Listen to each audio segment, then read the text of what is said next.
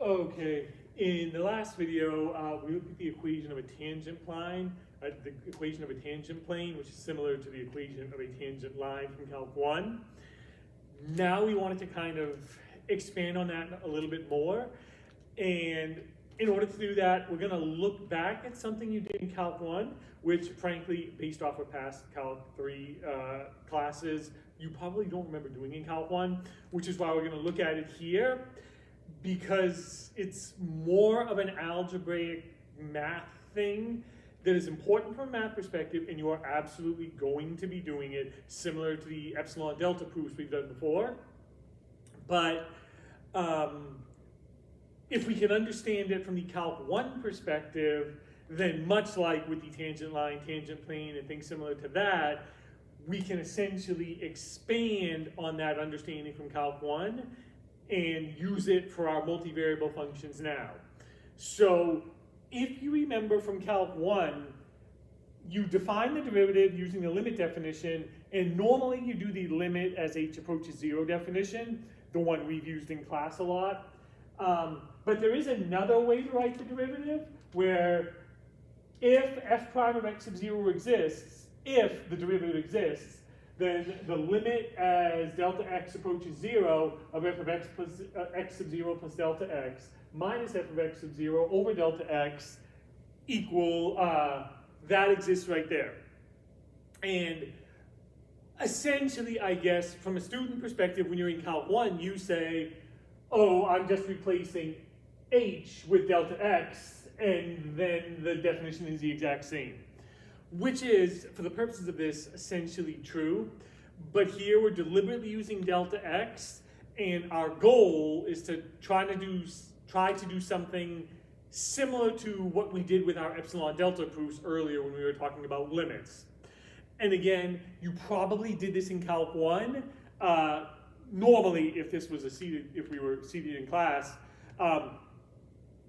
when I say this at the beginning of class, students say, yeah, we never did that. I don't ever remember seeing it. And then when we get to the end of class, they're like, oh yeah, I think I remember doing that now. But it is what it is. So we have that right there. And the thing you do in Calc 1, which I'll admit, I remember doing when I was a student, it kind of confused me. Where on the one hand, you define the derivative that way, or with the limit as h approaches 0 definition, but then you say, if the derivative exists, then that's equal. So now we arrange that equation and do stuff with it. Similar to what we've done with, say, our projection of vectors equations and our tangential and normal components of acceleration earlier in the semester. So here, I'm going to rearrange this. Essentially, I'm going to move this derivative over here, write it as one fraction, so then the whole thing will be equal to 0. So then I'll get the limit as delta x approaches 0 of f of x sub 0 plus delta x minus f of x sub 0. Now, I'm going to subtract this over, then it's a fraction, so I'll have to multiply by delta x to give the common denominator. So minus f prime of x sub 0 delta x, all of this over delta x equals 0. And again, as a student in Calc 1, you kind of say, great, so now I've just made it even messier and now it's equal to 0.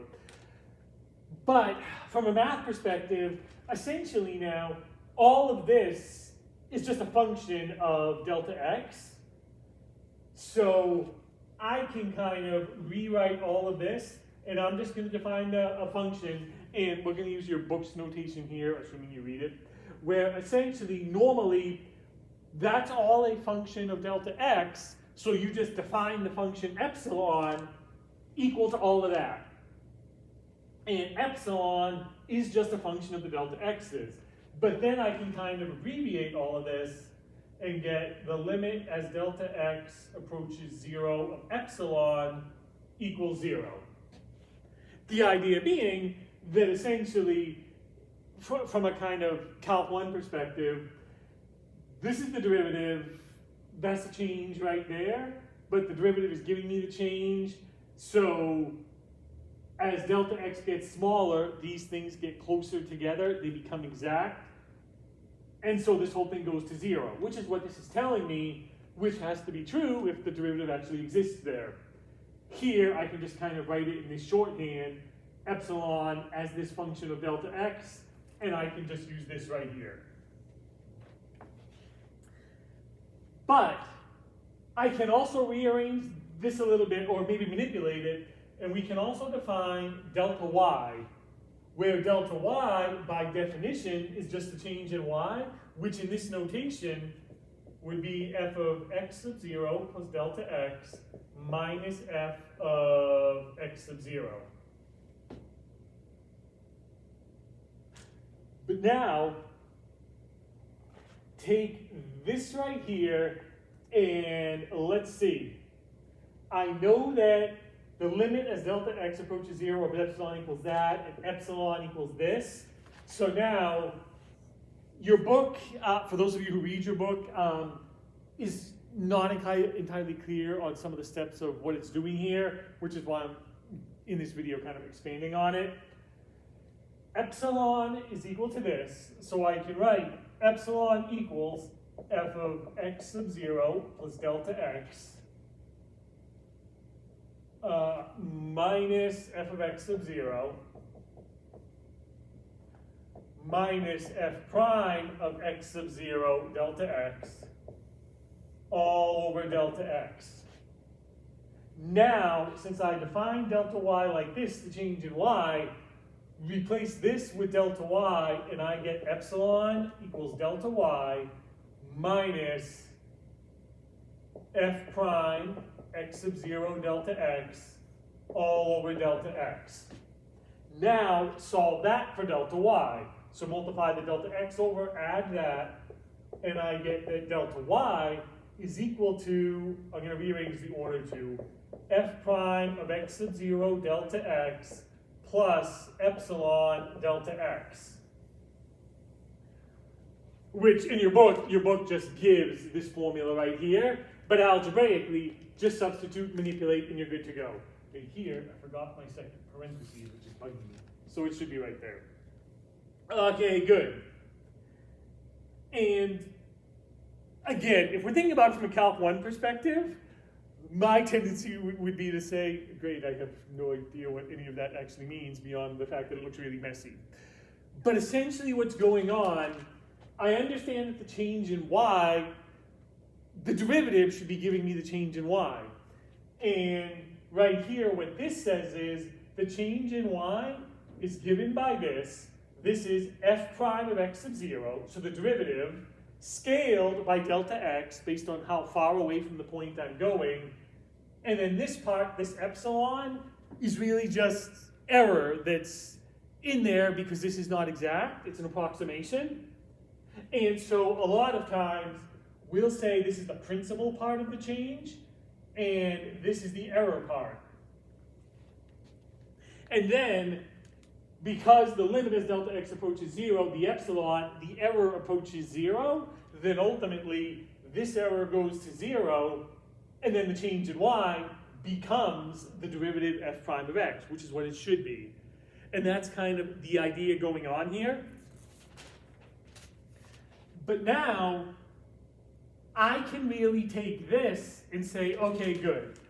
I understand where the change comes from, and I can get this formula here where I have a principal part and an error part, and I know this definition for a derivative, so now I just want to expand on that from a single variable function to a two variable function.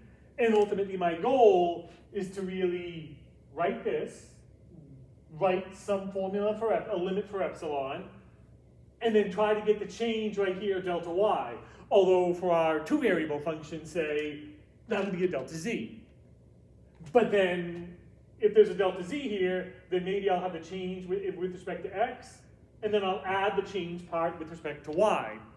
And instead of having f prime of x, I'll probably have to go with my partial derivative, f sub x. And that's what I've said before, and I said in the last video with the tangent plane, once I kind of understand what's going on, I can just really expand on it using my understanding, in this case, of partial derivatives in what we did in Calc 1. So, if I do that, and let's see, I'll try to write it over here. This is going to get rather messy. So, if f is differentiable at p sub 0, or no, I got to change my grammar here.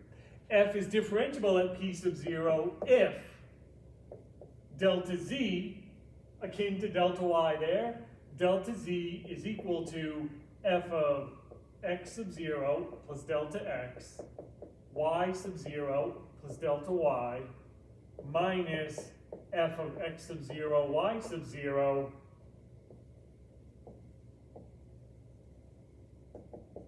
can be written as, so this is my basic delta z, my change right here, delta y.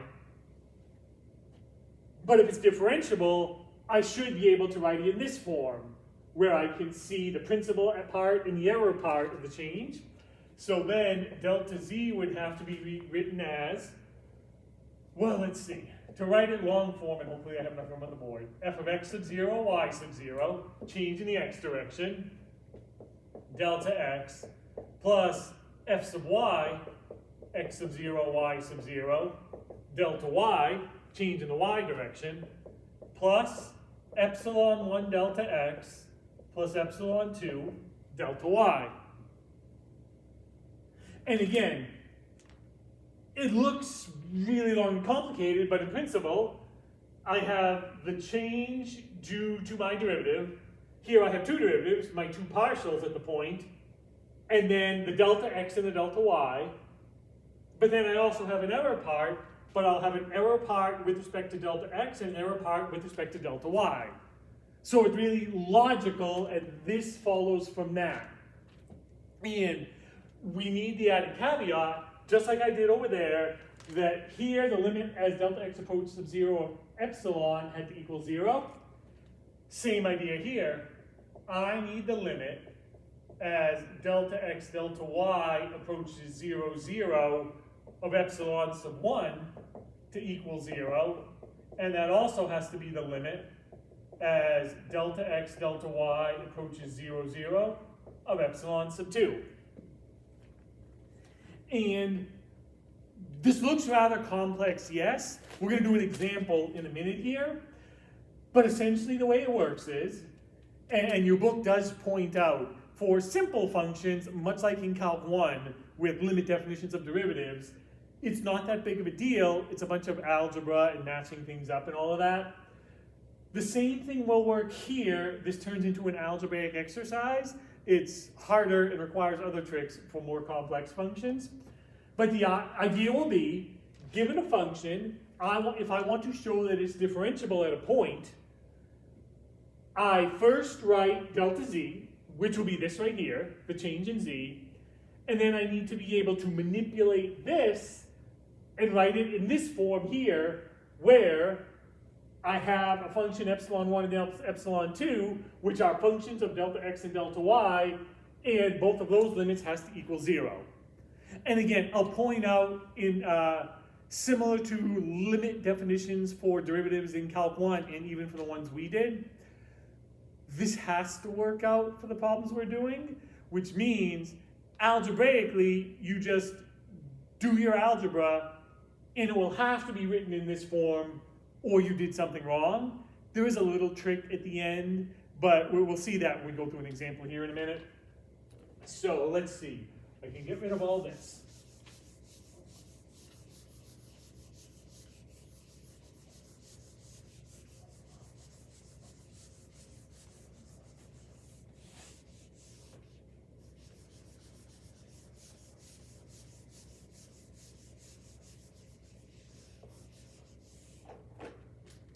And let's see.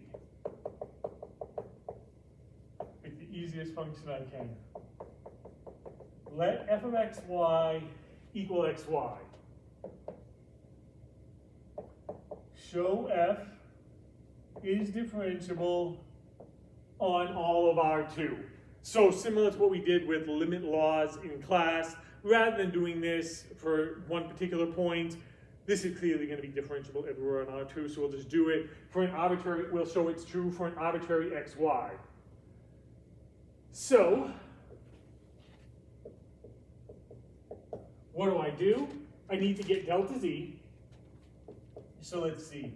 Delta z equals f of x sub 0 plus delta x, y sub 0 plus delta y, minus f of x sub 0, y sub 0.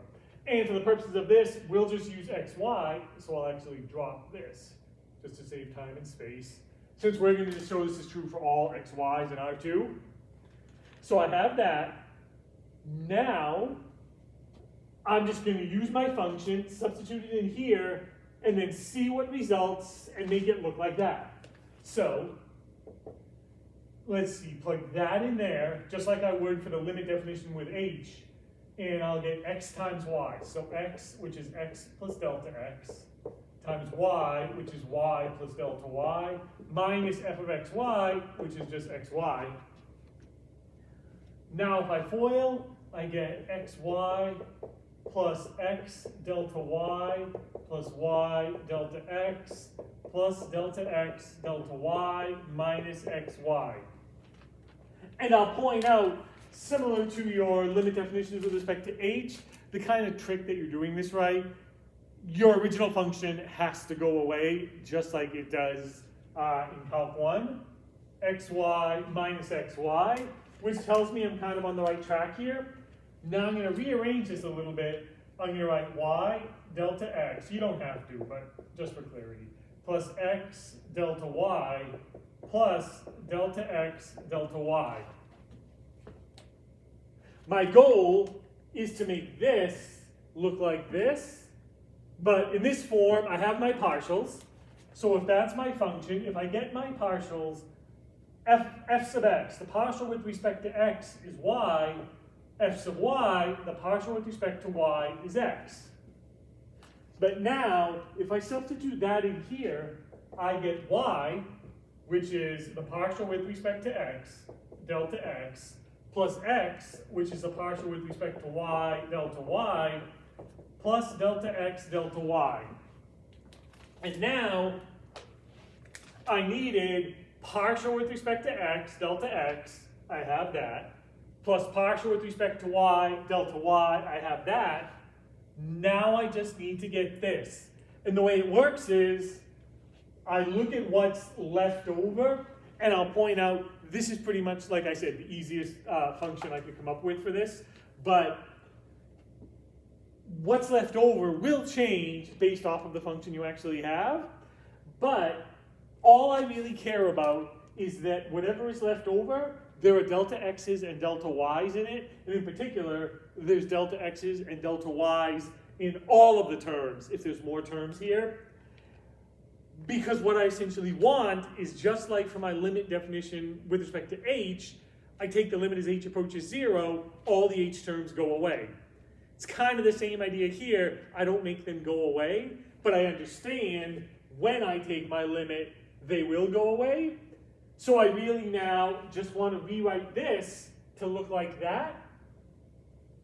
And I can do it lots of different ways. For the purposes of this, if we just focus on this right here, I'm going to write this as 1/2 delta x delta y plus 1/2 delta x delta y.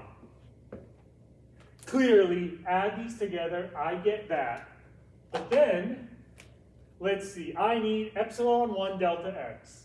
There's delta x, so I'm going to change this to 1/2 delta y delta x, plus I need epsilon 2 delta y, so this is 1/2 delta x delta y.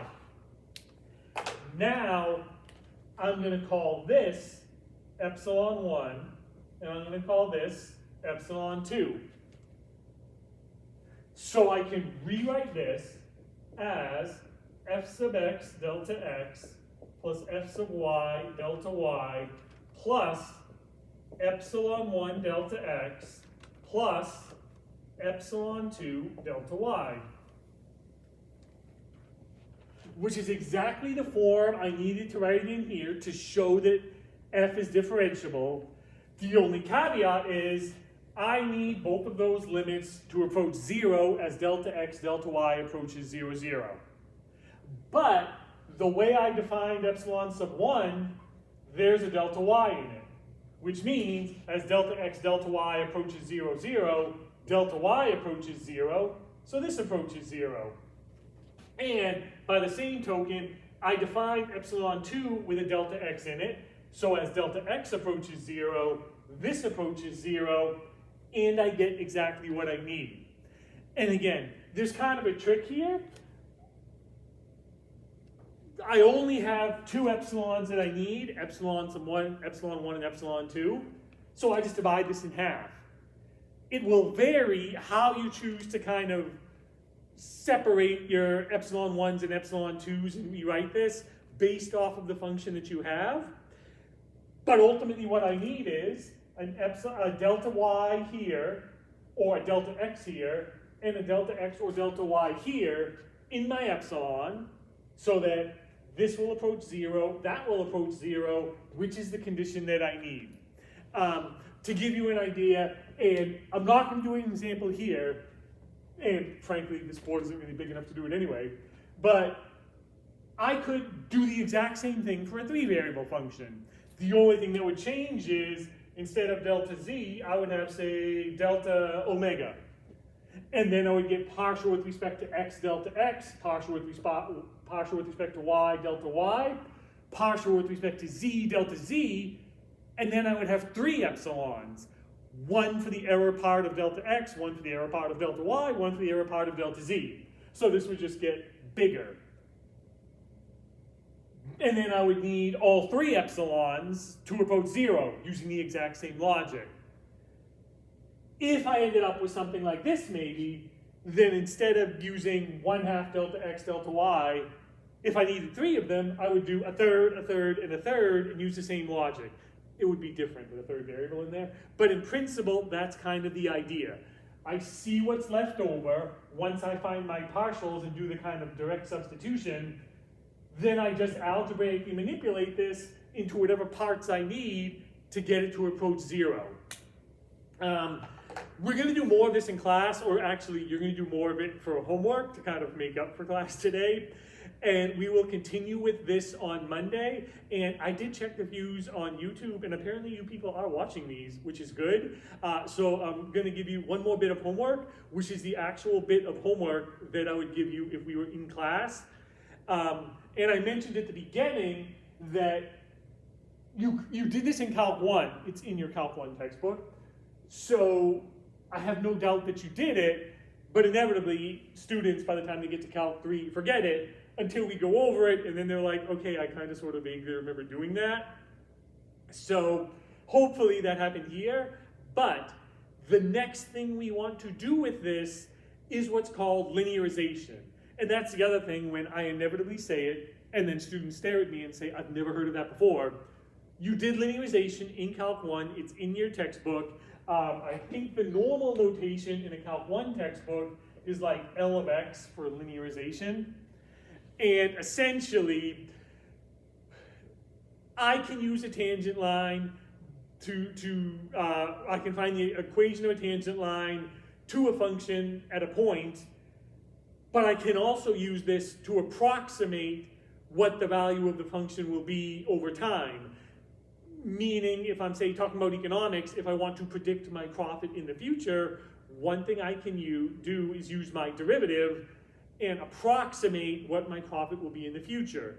The problem is, like we had here before, although it's still here, you have the principal part and the error part here, and because it's an approximation, that error means you won't get your exact profit, it's only an approximation.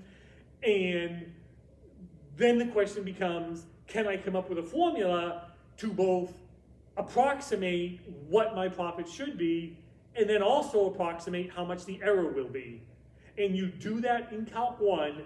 It's called linearization, and I want to say the normal form they write it in is as L of x. We're going to do that. It kind of follows directly out of this. They go hand in hand. So we're going to do that on Monday.